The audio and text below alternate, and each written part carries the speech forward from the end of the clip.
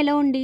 కేవలం ఇంట్లో ఉన్న పాత టవల్స్ అనే పడేస్తున్నారండి. చాలా యూజ్ అయ్యి ఒక నో కాస్ట్ ఆర్గనైజర్‌తో వచ్చేసానండి. తప్పకుండా ట్రై చేసి ఐడియా అనేది ఎలా ఉందో ప్లీజ్ కామెంట్ చేసేయండి. ఇక్కడైతే నేను ఒక చిరిగిన పాత టవల్ తీసుకున్నానండి. చూడండి ఇప్పుడు దీనైతే ఈ విధంగా సెట్ చేసుకుంటున్నాను. స్ట్రెయిట్‌గా అయితే సెట్ చేసిన తర్వాత సైడ్‌లో ఉన్న అండ్ ఈ విధంగా ఎడ్జెస్‌లో ఉన్న ఈ ఎక్స్ట్రా పీస్‌ని అయితే కట్ చేసుకోవాలండి.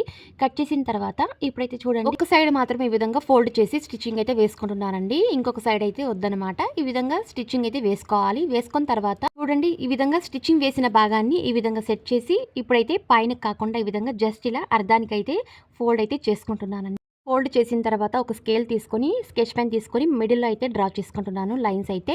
లైన్స్ వేసుకున్న దగ్గర సైడ్స్‌లో మరియు కింద స్టిచ్చింగ్ అయితే వేసుకోవాలండి. పైనైతే హ్యాంగర్‌తో ఈ విధంగా మడిచి స్టిచ్చింగ్ అయితే వేసుకోవాలండి. అంతే అండి, చాలా సింపుల్‌గా ఒక నో కాస్ట్ ఆర్గనైజర్ తయారు చేసుకున్నాము. ఇంట్లో కబోర్డ్స్‌లో ఇలాంటి ఐడీ కార్డ్స్ కానీ, ఏటీఎం కార్డ్స్ కానీ మనం పెడుతూ ఉంటాము. అవైతే మిస్ అయిపోతూ ఉంటుంది బట్టల్లో అయితే. ఈ విధంగా మనం ఆర్గనైజ్ చేసుకున్నట్లయితే చాలా తొందరగా దొరుకుతుందండి. అంతేకాకుండా మనీ కూడా ఈ విధంగా ఆర్గనైజ్ చేసుకోవచ్చు.